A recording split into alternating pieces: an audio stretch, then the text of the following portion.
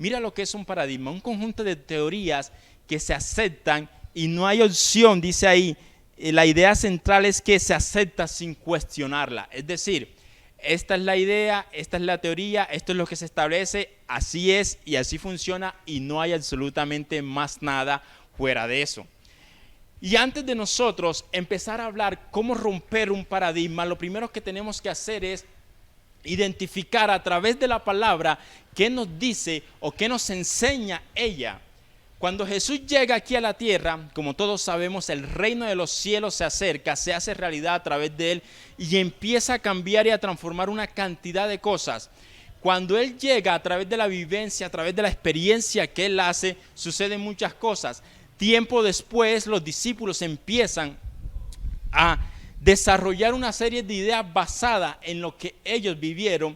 Y a mí me gusta el versículo que dice Romanos capítulo 12, versículo 2. Romanos capítulo 12, versículo 2. Ya esto lo dice Pablo, que aparece mucho tiempo después de que Jesús ya había venido aquí a la tierra y había estado con sus discípulos, le había enseñado. Sin embargo, aunque Pablo no estuvo con ellos desde el principio, viviendo y viendo con sus ojos lo que Jesús hacía, dice que en ese encuentro que él tuvo, en un abrir y cerrar de ojos, cuando iba camino a Damasco, fue al tercer cielo y conoció cosas que a los hombres no les son dadas ni son capaces de entender. Es decir, vio cosas mucho mayores que los discípulos, pero algo particular que él revela en este versículo es lo que dice, lo voy a leer en la Nueva Traducción Viviente, dice, ya no vivan y no vivan ya como vive todo el mundo. Al contrario, cambien de manera de ser y de pensar y así podrán saber qué es lo que Dios quiere. Es decir, todo lo que es bueno, agradable y perfecto. Me gusta esta versión porque nos da un poco más claro lo que nosotros queremos entender. Dice Pablo, no vivan como vive todo el mundo, sino que cambien su forma de ser y de pensar para que puedan saber lo que Dios quiere. Escucha esto, Pablo, que aparece mucho tiempo después, está diciendo que debemos cambiar la manera de pensar y de vivir porque no podemos seguir bajo lo mismo que establece. Y lo interesante de esto es que si tú vas a la Biblia y nos centramos nuevamente, como dice Juan también, Juan capítulo 13, versículo 15, dice, Jesús hablando a sus discípulos, mira lo que le dice, porque ejemplo os he dado para que como yo he hecho, vosotros también hagáis. Entonces, mira lo interesante de esto.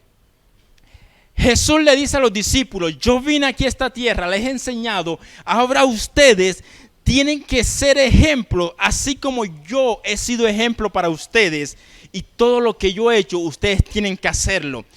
Y a mí lo que me gusta de esto, relacionando con lo que venimos viendo en el versículo de Romanos 12:2, donde Pablo invita a cambiar la manera de pensar para poder saber qué es lo que Dios quiere, es precisamente que Jesús está marcando un precedente y dice, hagan y sean ejemplo como yo he sido ejemplo de ustedes.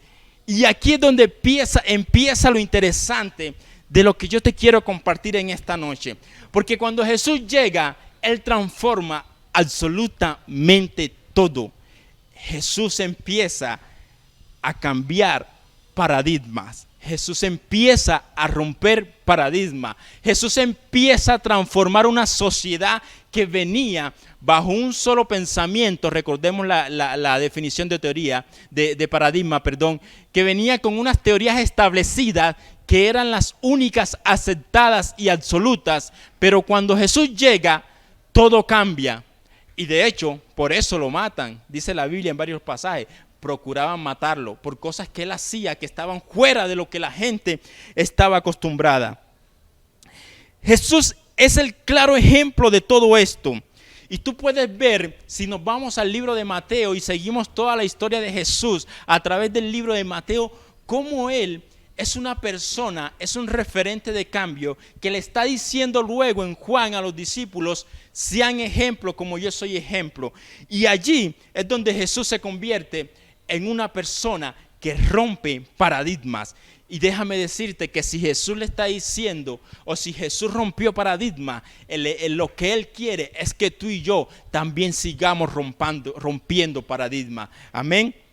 Si Jesús rompió paradigma, lo que Él quiere es que tú y yo sigamos rompiendo paradigma.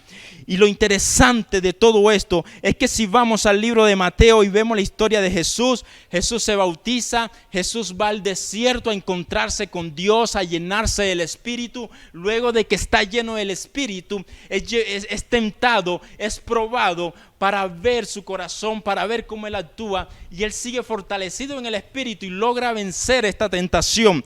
Luego de que sale del desierto, dice la palabra, Jesús se preparó en ese desierto para empezar a ejercer su ministerio.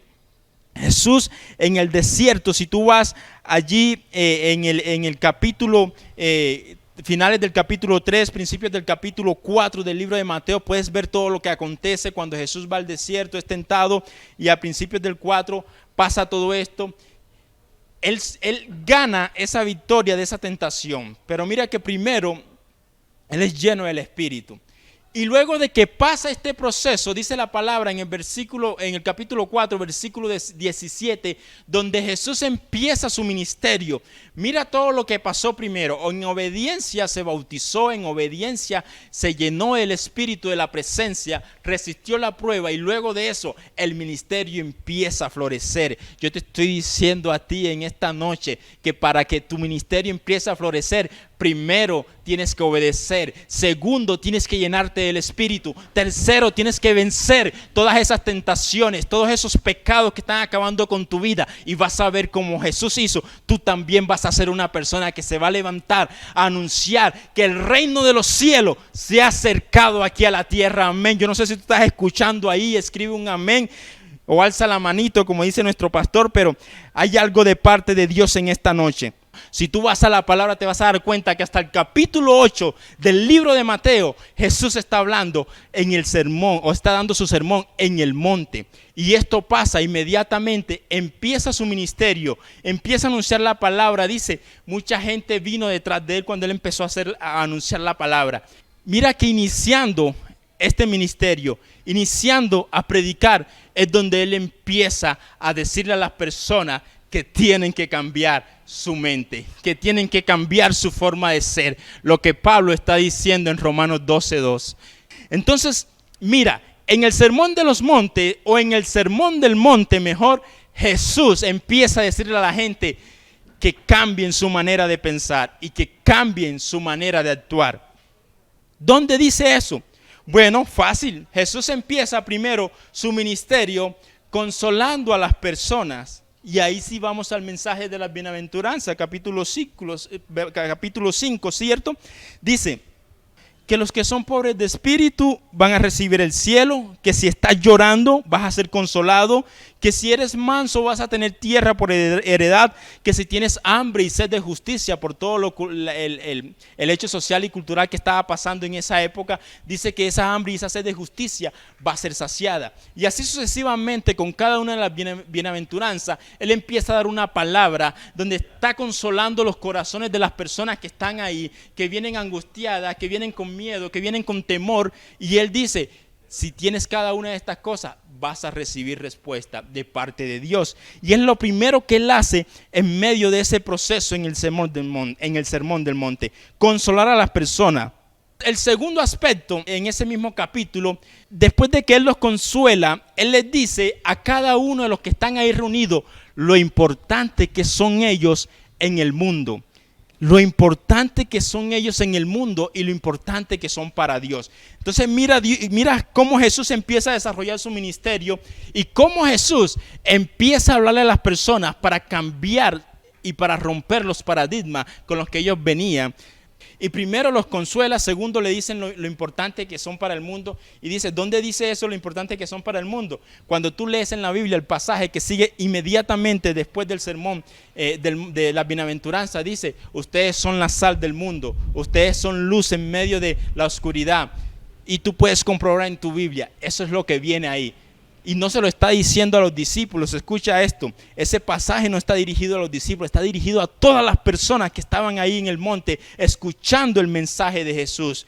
Entonces, como segunda instancia, Jesús le hace ver a las personas que son personas importantes en este mundo y que a través de ellas puede haber cambio en las demás. Porque le está diciendo, el mundo necesita una sal para ser salado. Si no hay sal, no hay nada. El mundo necesita una luz para que pueda ser iluminada. Y ustedes son esa luz. Y se lo está diciendo a todos, no a los discípulos. Luego, en Mateo 5:21, de ahí en adelante, Jesús empieza a cambiar lo que sabían, toda esa parte de costumbres, toda esa parte cultural con que ellos venían trabajando, con que ellos habían sido criados durante años. Jesús empieza a romperla. Y tú puedes leer todo lo que dice la palabra ahí.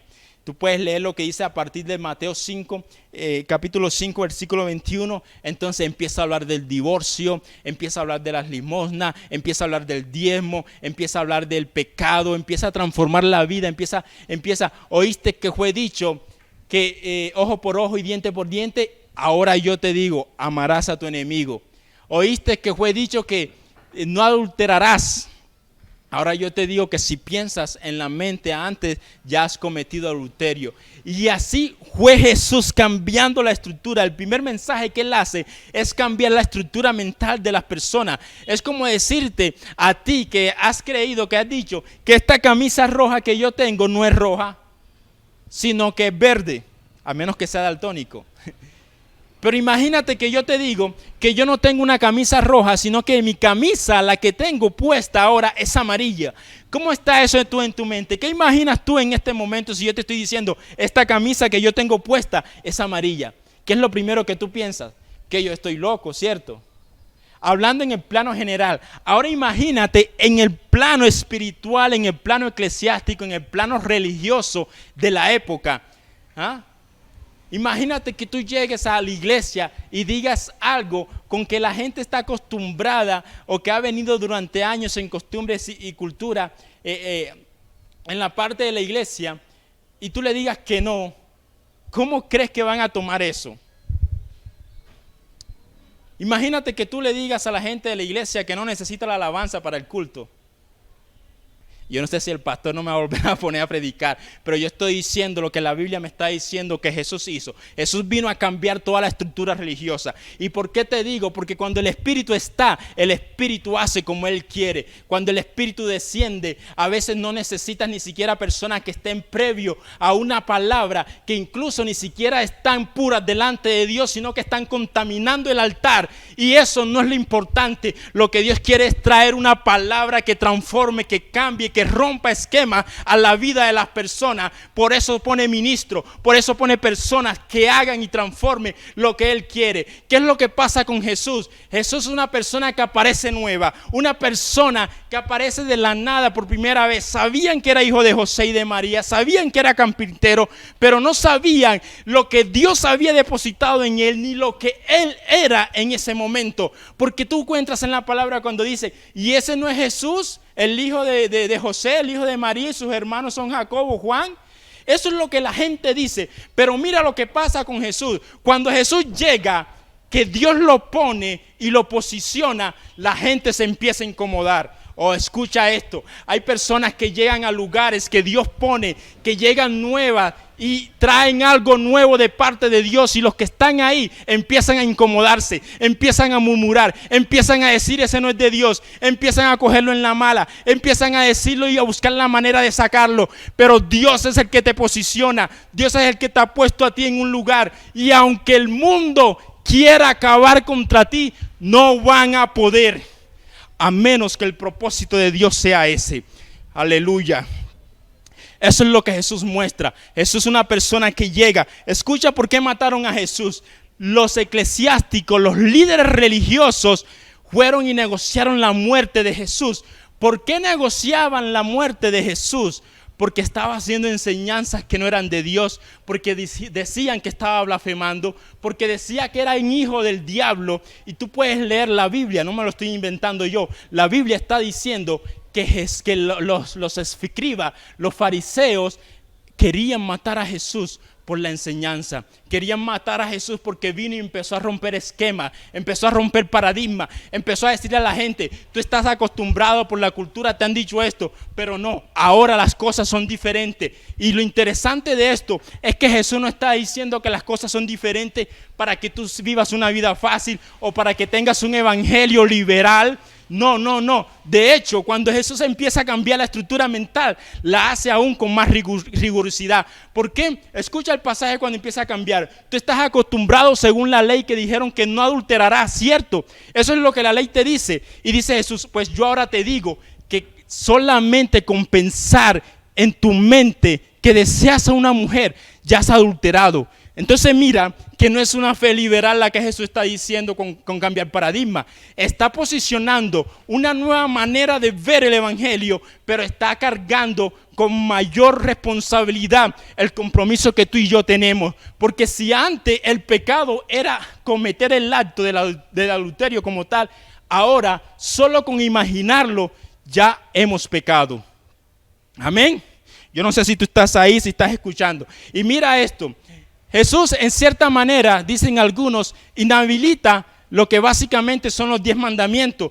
Y tú dirás, Jesús está rompiendo esa regla. No la está rompiendo un paradigma, pero te está poniendo una responsabilidad mayor porque dice, ahora necesitas amar a tu prójimo como a ti mismo para que cumplas todos los mandamientos. Porque en el momento que tú no amas a un prójimo, o en el momento en que tú amas al prójimo, tú lo vas a honrar, tú no le vas a mentir, tú no te vas a meter en problemas con él, no le vas a robar, no lo vas a matar, porque todo va a partir del amor. Ahora hay una responsabilidad mayor, un compromiso mayor que Dios quiere en medio de ese cambio de paradigma que Él está haciendo. Vas a ir hasta el capítulo 6, vas a encontrar cómo Jesús empieza a hablar de cosas que ya están establecidas y Él dice, ahora yo digo. ¿Oíste que fue dicho esto? Ahora yo digo. ¿Oíste que fue dicho esto? Ahora yo digo. Ahí Jesús, en medio de su primer mensaje evangelístico, está cambiando la manera de pensar y la manera de ser de las personas. Cosa que Pablo, que tuvo que ir al cielo para entenderlo, lo escribe en la carta a los Romanos, capítulo 12, versículo 2. Amén. ¿Cómo funciona el ministerio de Jesús? Después de que hace todo este proceso, después de que le dice a las personas, cambia tu mente, transfórmala. No es como tan enseñado. Dios es mucho más sencillo, pero exige más compromiso. Básicamente es lo que Jesús le está diciendo a todas las personas que están escuchando el sermón del monte. Dios es mucho más sencillo, pero exige más compromiso. Si antes te dijeron una cosa, ahora yo te digo. Si antes tenías que matar, ahora tienes que perdonar. Ahora tienes que hacer el bien. Ahora tienes que ser luz. Etcétera, etcétera, etcétera. Y a partir del capítulo 8 dice, Jesús bajó del monte y en el camino, lo primero que pasa es que aparece un leproso que le dice, maestro, si quieres sáname. Jesús le dice, si quiero, sé sano, y lo sana automáticamente. Y mira dos cosas interesantes en este pasaje. Primero, cierra con broche de oro lo que Jesús está diciendo de un cambio de mentalidad y de estructura. ¿Por qué? Porque según la ley, si había un leproso, tenía que estar afuera de la ciudad y no relacionarse con nadie, a menos que fuera sano, hubiese pasado un tiempo y tenía que presentarse al sacerdote, y el sacerdote decía, sí, eres sano. Pero Jesús aquí lo tiene enfrente, lo toca, que eso era imposible y no se podía, y luego le dice, ves a donde el sacerdote para que te diga que has sido sano. Y aquí empieza a cambiar como esa estructura. La gente estaba acostumbrada a hacer las cosas a una manera, ahora Jesús está rompiendo todo esquema, ahora Jesús está transformando toda manera de hacer las cosas. Y ojo, no está llevando una fe liberal ni una cosa fácil de llevar, simplemente cambia una estructura con mayor responsabilidad. Y lo segundo de esto, desde el punto de vista ministerial, es que luego de que Jesús empieza su ministerio y luego de que Jesús le enseña, porque todo esto es enseñanza a las personas para que entiendan que tienen que cambiar la manera de ver las cosas, la manera de pensar y la manera en la que se han acostumbrado, y que incluso la iglesia ha acostumbrado, la iglesia occidental ha acostumbrado a muchas estructuras internas de la iglesia, ojo, que no son de Dios, sino que son políticas de la iglesia que han detenido la gloria y el poder del Espíritu Santo dentro de las mismas iglesias. A veces el Espíritu no está fluyendo simplemente porque hay normas de la iglesia que impide que fluya como debe ser. Aleluya. Entonces Jesús lo que está diciendo es esto. Primero les cambia la mente y luego, porque según la Biblia, según el libro de Mateo, el primer milagro público y externo que él hace es el de este leproso. Es decir, hasta que tú no cambies una manera de pensar y tu manera de ver las cosas que Dios te está dando, los milagros no van a llegar a tu vida. Oh, aleluya, yo no sé si tú lo estás creyendo. Hasta que tú no transformes tu mente, tu manera de pensar y tu manera de actuar, el milagro no va a llegar a tu vida. Y tú me dices, no, pero Jesús hizo otro milagro. Sí, en el libro de Marcos, en el libro de Juan, Jesús dice que sanó la cena a la suegra de Pedro. Jesús dice que también echó un espíritu dentro de la iglesia. Pero fueron cosas o fueron milagros de maneras internos, de manera personal, donde había personas, o sea, estaban en un recinto, algo más personal. El primer milagro que él hace, según el libro de Mateo, de manera pública, que todo lo ves, es sanar a ese leproso, que según la ley no podía hacer eso, ¿cierto? Y a partir de allí, entonces empieza a desatarse lo sobrenatural de Dios. Entonces Jesús empieza a recorrer ciudades, empieza a libertar hombres, empieza a libertar mujeres, empieza a traer sanidad, empieza a levantar el cojo, a darle vista a los ciegos, a levantar a los muertos, etcétera, etcétera, etcétera. Mi hermano, tú que estás ahí, si tú quieres cambiar tu manera de pensar, si tú quieres romper esos paradigmas que se te han metido o que te han metido en la cabeza durante mucho tiempo, tú tienes que acercarte primero al Espíritu, como hizo Jesús en el desierto, para que pudiera proyectarte nuevamente al desarrollo del ministerio. Y a través del Espíritu tú vas a entender qué es la buena voluntad, buena, perfecta y agradable que quiere Dios contigo, con tu vida y con tu ministerio. Yo no sé si tú lo estás creyendo ahí, pero eso es lo primero que tú tienes que hacer si de verdad quieres hacer y ver la gloria de Dios. Y una vez que tú te acercas al Espíritu, entonces tú vas a renovar tu mente. Entonces esa manera de pensar que tú traías, esa manera de actuar que tú tenías, va a cambiar. El Espíritu te la va a transformar. Y una vez que eso suceda, tú tienes que prepararte. ¿Y para qué tienes que prepararte? Para ver la gloria de Dios desatada en tu vida como lo hizo Jesús. Amén. Y escucha esto, eso no fue lo único. ¿Por qué te digo que Jesús rompió los paradigmas?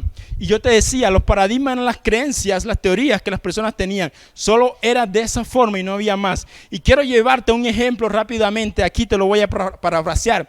Jesús va camino hacia un lugar y una mujer le toca el manto. ¿Sabes quién es? ¿Sabes quién es? La mujer del flujo de sangre, 12 años, había gastado toda su plata, todo su dinero en solucionar ese problema y no había podido. Tenía un flujo durante 12 años. Mi esposa solamente con 4 días, eso es una cosa totalmente distinta. Ahora imagínate 12 años, una mujer padeciendo eso. Dios mío, eso debe ser tremendo. Escucha esto, 12 años. ¿Qué hace Jesús? ¿Qué hace esa mujer en medio de la multitud? Primeramente, porque las mujeres que estaban en esa condición se consideraban mujeres contaminadas e impuras, y al igual que los leprosos tenían que estar apartadas, tenían que ser separadas, tenían que estar en un lugar lejos y luego volver nuevamente. Cuando pasara su tiempo del periodo, cuando pasara su tiempo, nuevamente se reincorporaban a la vida social. Pero aquí dice que esta mujer estaba metida ahí, estaba en el lugar que no debía estar, como la vivienda, pero en esta vez no fue como la vivienda, porque esta vez ella sí recibió su recompensa del cielo. Escucha esto. La mujer está en un lugar que no debe estar, que según la ley es imposible, que según las costumbres de la época no se pueden hacer, que según todo lo que está pasando alrededor no se da, no es posible, no se puede, pero ella está ahí. Y peor aún, porque dice la palabra, los que leen Biblia, que si tú tocabas a una mujer que estaba así, ¿qué pasaba? ¿Qué pasaba, Fabiola? Te contaminabas tú también y eras considerado impuro. Al tú tocar a una persona, fuera leproso o fuera una mujer que estuviera en sus días con este flujo de sangre, te considerabas impuro. Entonces mira, una mujer que está en un lugar que no debe estar, hace algo que no debe ser y hace algo con el maestro. Dice que toca el manto y recibe sanidad. Oh, Ale, yo no sé si tú estás entendiendo lo que te quiero decir. Jesús aquí nuevamente está rompiendo paradigma, porque la ley decía, no se pueden acercar, pero Él dice, vengan a mí todos los que estén cargados y cansados, yo los haré descansar. Él no estaba llamando a esta mujer, pero ella levantó su mano en medio de la multitud. Ella se metió, ella avanzó, ella fue, ella arrebató su milagro y Jesús se lo dio. Ella arrebató lo que ella quería y Jesús se lo dio. Ella tuvo fe para pensar y para creer de que Jesús era la solución a su problema de 12 años con eso. Así que tú tienes que tener la fe que tenía esa mujer, 12 años pensando. Yo no sé cuánto tiempo llevas tú creyéndole a Dios en lo que Él te ha dicho o en lo que tú quieres para tu vida. Pero estoy seguro que quizás para muchos no llevan 12 años, porque lamentablemente muchas personas al mes que no se cumple lo que quieren ya dicen, eso no es de Dios. Eso era del diablo. 12 años, mi hermano, mi amigo, tú que estás ahí conectado, yo te quiero decir en esta noche, tú tienes que ser como esa mujer, tú tienes que meterte en medio de la multitud, tú tienes que avanzar, tú tienes que luchar, tú tienes que pelear esa bendición, tú tienes que acercarte y tocar tu manto o tocar el manto del Señor para que puedas recibir tu milagro. Yo no sé con qué estás batallando, esta mujer tenía mucha gente alrededor, yo no sé cuáles son esas personas a tu alrededor, pueden ser personas, pueden ser obstáculos, puede ser una enfermedad, puede ser un sueño que tengas muerto, pero déjame decirte en esta noche, Dios lo puede hacer. Dios puede darte ese milagro que tú estás esperando, porque Dios no necesita, no importa, escucha esto, no importa tu condición. ¿Qué te está diciendo? Voy a decir, mira qué está diciendo la gente, mira qué dice la iglesia. Mi hermano, pecaste, estás alejado de Dios. Hasta que no te reconcilies con Dios, no puedes venir a pedir tu milagro. Yo te estoy diciendo en esta noche, no importa la condición en la que tú estás, si tú en este momento dispones tu corazón hacia el Señor, Él está dispuesto con los brazos abiertos para abrazarte y para darte el milagro que tú estás esperando. Amén. Gloria a Dios, no es la condición en la que está. Jesús es especialista en romper paradigmas, en romper la mente de la gente. La mente de la gente dice, estás en pecado. La mente de la iglesia dice, no se puede hacer. El espíritu no fluye en él porque él está contaminado. Pero cuando tú dispones tu corazón, como lo hizo esta mujer que estaba totalmente contaminada, que estaba en contra de la ley, que estaba haciendo todo lo que no podías hacer delante de Dios, y aún así recibió su milagro. Y si esta mujer, que no es menos que tú, que no es menos que yo, recibió de parte de Dios, déjame decirte que tú y yo, que somos hijos de Él, vamos a recibir mucho más, mucho más. Yo no sé si tú lo estás creyendo ahí. Ese Jesús que rompe paradigma, ese Jesús en el que yo creo, ese Dios real, ese creador del cielo y la tierra, ese para el que no hay nada imposible. Ese es el Dios en que yo creo. Yo no sé en qué Dios estás creyendo tú. Aleluya. Y solamente yo te mencioné dos, pero si tú analizas pasaje por pasaje, todo lo que hace Jesús es totalmente fuera de lo que supuestamente la iglesia de la época estaba diciendo que se tenía que hacer, de lo que supuestamente el sacerdote que estaba diciendo tenías que hacer. Y por eso, y si tú lees Biblia, te das cuenta que por esas cosas querían matarlo, porque lo consideraban blasfemo, diciendo cosas que no debían hacerse, pero el respaldo de Dios estaba siempre con él. Yo no estoy diciendo, escucha esto, yo no estoy diciendo que tienes que desobedecer a tus pastores, que tienes que desobedecer y salirte de la iglesia, no. Lo que yo te estoy diciendo es que cuando Cristo viene a tu vida y renueva tu mente, puedes estar más posicionado y puedes tener mayor poder y mayor autoridad para hacer la cosa, porque precisamente eso es lo que pasa. Capítulo 10 de Mateo dice Jesús que todo lo que habían aprendido los envió ahora de dos en dos para que hicieran lo mismo que él hizo. Entonces mira todo este proceso de cómo viene en una enseñanza y luego el que termina en esa enseñanza en el capítulo 10 dice, ahora los envío de dos en dos. Y lo interesante de esto, al igual que el sermón, es que Jesús no le está diciendo esto a los 12 discípulos, no. Los 12 discípulos Dios los escoge después para un fin específico. Aquí le está diciendo a todas las personas, todas las que lo seguían, las cogió y las mandó de dos en dos. Yo no sé quién fue el que dijo que eran los 12 y que fueron apenas 6 grupitos de dos. No, esto es totalmente falso. Aquí en este momento, capítulo 10, Jesús está mandando a todos los discípulos que lo seguían de dos en dos para que hicieran todo lo que él ya había hecho. escúchame, y dice, a donde te acepten que entres, entra y comparte y haz milagro. ¿Qué le está diciendo? Mira lo que dice, vas a compartir y vas a hacer milagros, vas a echar fuera demonios, a sanar enfermos, a dar vista a los ciegos, etcétera, etcétera. Una autoridad para que tú hagas eso, pero también tenían autoridad para hablar. Es decir, la función de los discípulos en este capítulo era que ellos fueran a las personas y le dijeran, primero lo que él le dijo, el reino de los cielos se ha acercado, y segundo, tú tienes que cambiar la manera de pensar y de actuar. Y después de que daban ese mensaje, ahí sí, véngase lo sobrenatural. El cojo que camine, el muerto que se levante, el enfermo que se sane, etcétera, etcétera, etcétera. Ese fue el plan y fue la estructura que hizo Jesús. Por eso decíamos en Juan 13:15, el versículo que dice Jesús, porque ejemplos os he dado para que como yo os he hecho, vosotros también hagáis. ¿Estás escuchando? Jesús lo que quiere es que tú hagas lo mismo que Él hizo. ¿Y que te he dicho yo en el transcurso de la noche? Que Jesús es una persona que vino a marcar diferencia, una persona que vino a revolucionar la sociedad, una persona que vino a hacer totalmente cosas que jamás nadie había hecho. Y escucha esto, cuando tú empiezas a hacer cosas que jamás nadie ha hecho para el reino de los cielos, incluso, ¿lo digo o no lo digo? Si Pipe me dice que le diga, yo lo digo. Mi hermano, los primeros que se levantaron contra Jesús cuando llegó a hacer algo diferente fue la iglesia. Oh, santo. Los primeros que se levantaron a decir que Jesús era hijo del diablo, que era un blasfemo, fueron los sacerdotes, los líderes religiosos, los escribas, los fariseos. ¿Sabes quiénes eran estas personas? Eran las personas eruditas de la época, los teólogos, los únicos que tenían acceso al conocimiento de la escritura propia y profundamente. Y estas personas que supuestamente eran las que conocían a Dios, fueron las primeras en decir, ese es hijo del diablo. Oh, yo no sé si tú lo estás entendiendo, santo. Por eso Jesús dijo, los sanos no tienen necesidad de médico. Yo con esa gente no me voy. ¿A dónde se fue Jesús? Al mar. Allá había un par de pescadores. Esos pescadores analfabetas, sin educación, sin conocimiento, no sabían ni cuánto era 1 más 1. A esos escogió Dios para avergonzar a los sabios. Amén.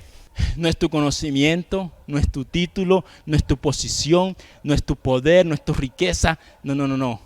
Es la gracia de Dios sobre ti. ¿Qué decían de Pedro y de Juan? Estos no son se me escapa la palabra que usaron específicamente, literal. Una palabra que denota, estos no eran personas del bajo mundo, pobres, escasos, que no tienen conocimiento ni educación. Y dice, ¿cómo hablan con denuedo? ¿Cómo hablan como si fueran personas sabias? Y déjame decirte que no eran ellos, era el Espíritu de Dios que estaba en ellos, que les daba palabra para que ellos declararan y ellos transformaran todo lo que estaba a su alrededor. Así que tú no puedes quedarte ahí pensando, es que yo no tengo, es que yo no puedo, es que yo no sé, es que a mí me da pena. No, porque no eres tú, dice Jesús. El Espíritu les dará palabra y les dirá lo que han de decir cuando estén frente a grandes sacerdotes, frente a los magistrados, frente a los políticos, frente a las personas de cargos altos, y ustedes se sientan intimidados y no sepan qué decir. Pues en ese momento el Espíritu descenderá sobre ustedes y ustedes tendrán una palabra para declarar, para transformar, para confrontar y para cambiar la mente de las personas. Aleluya. Ese es el Jesús que yo creo, que no necesita personas expertas, sino personas dispuestas con un corazón para que pueda traer a su vida un cambio de mentalidad, un cambio de la manera de pensar, un cambio de la forma de ser y pueda desatar todos los milagros sobrenaturales de parte de Dios para tu vida y para la vida de las personas que están a tu alrededor. Amén. Mira todo lo que nos enseña la palabra en estos 10 versículos de Mateo. Todo lo que hace Jesús, como es un proceso de transformación. Y luego dice, ahora a ustedes les toca hacer todo eso.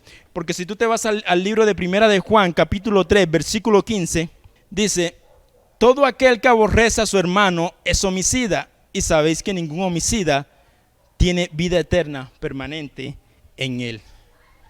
¿Qué está diciendo Juan con esto? Pues Juan está cambiando la mentalidad de las personas, porque a pesar de que Jesús les dijo, no puedes aborrecer a tus enemigos, no puedes odiar a tu hermano, Jesús les dijo, si estás en algo con tu hermano, ponte de acuerdo con él antes de dar el diezmo. Aleluya. Ponte de acuerdo de él antes de diezmar, porque después de ese diezmo Dios no te lo recibe. Ponte de acuerdo con tu hermano y después diezma. Amén. Eso fue lo básico. Y la gente no lo entendió. Ok.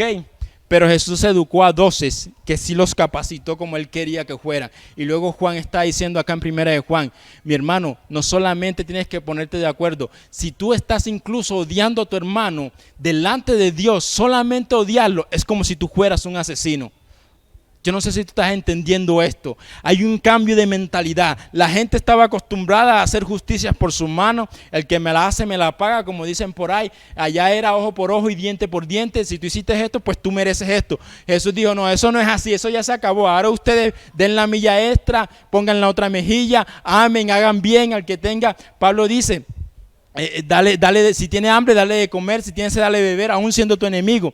Y termina diciendo también el capítulo 12, de hecho, el mismo que estamos hablando de renovar el pensamiento. Oye, interesante, yo no había visto eso, santo. El mismo capítulo que empezamos diciendo, 12, versículo 2 dice, cambien su forma de pensar, de vivir y de ser, para que conozcan qué es lo que Dios quiere hacer. Al final de ese capítulo, Pablo empieza a decirle, bueno, son tus enemigos, ahora haz bien por él, dale de comer, dale de beber. Y termina el capítulo diciendo, no seas vencido por el mal, sino vence el mal con el bien. Una manera, una forma de cerrar ese discurso donde le está diciendo a las personas, tienes que cambiar tu paradigma, tienes que cambiar todas esas estructuras mentales con las que te han educado o con las que te han metido durante mucho tiempo, porque el reino de los cielos es sencillo, pero es de compromiso. Escucha esto, el reino de los cielos es sencillo, pero es de compromiso. Jesús vino a decirle, no, ustedes no tienen que llevar carga. El reino de los cielos está aquí para ti, para mí, para todo el que quiera.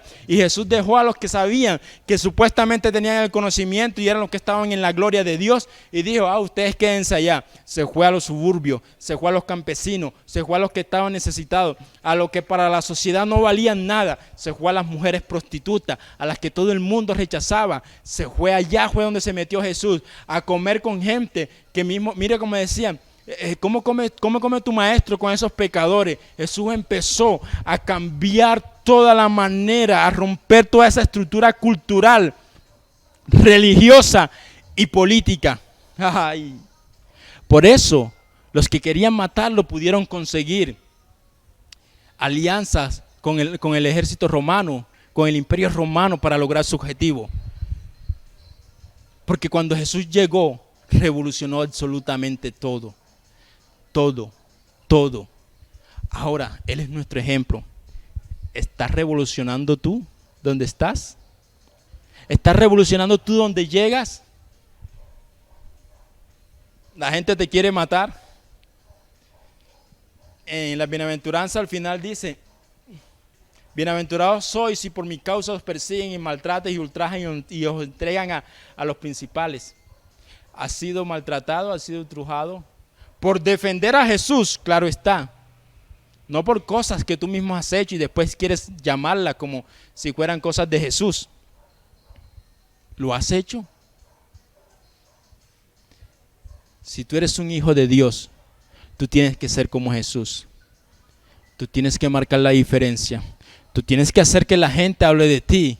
Pero la gente tiene que hablar de ti porque tú te estás moviendo. La gente tiene que hablar de ti porque tú estás haciendo lo que ellos no están haciendo. La gente tiene que hablar de ti porque tú has entendido lo que Dios quiere hacer en su buena voluntad, agradable y perfecta contigo y con tu ministerio. Por eso la gente se pone a hablar y por eso la gente se va a levantar. Escucha esto, ahí están hablando de ti. Se han levantado, gloria a Dios, vas por buen camino, estás haciendo la obra. Eso es lo que el Señor quiere, no desfallezca, sigue avanzando, porque tu propósito va a desarrollarse a plenitud, porque vienen días mejores para tu vida, porque tú tomaste una decisión de seguir al Maestro. Claro, y eso no se va a quedar ahí. Dios quiere impulsarte, Dios quiere avanzar. Ahí en la intimidad, en el secreto con el Maestro, allí es donde tú vas a recibir esa revelación que va a cambiar tu mente, que va a cambiar tu forma de ser, que va a cambiar tu manera de pensar y que va a desatar lo sobrenatural en las manos tuyas que viene del cielo. Oh, aleluya. Todo ese poder del cielo que ha sido depositado en ti, tú lo vas a lograr. Escucha, somos hijos de Dios. Seguimos el ejemplo de Jesús. Y Él dijo, si con Él lo hicieron, con nosotros lo van a hacer. Pero tú tienes que entender que muchas veces la gente lo hace no porque tú estés defendiendo el evangelio.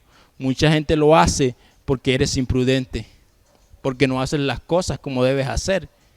Y una cosa es ser imprudente y que la gente hable, y otra cosa es hacerlo de Dios y que la gente hable.